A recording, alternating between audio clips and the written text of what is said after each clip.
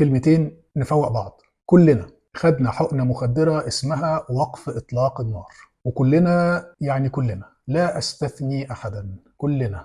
لكن على أرض الواقع الحقيقة عكس كده خالص.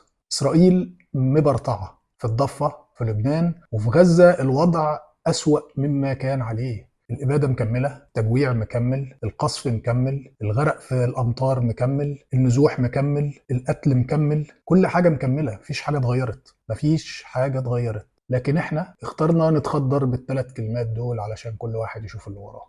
البرطعة مكملة واحنا السبب، ولا استثني احدا زي ما قلت، ولا استثني نفسي، ولا استثني اي حد مساهم بشكل او باخر في اللي بيحصل ده. نفوق بعض، نفوق بعض، اللي مهتم يفوق التاني، كلنا لازم نفوق بعض. كل واحد فينا ليه دور، الكلمة ليها دور وليها أثر، حتى لو بيحجبوها دلوقتي علشان ما توصلش، ولكن ليها دور وليها أثر، ولازم نفوق ونكمل.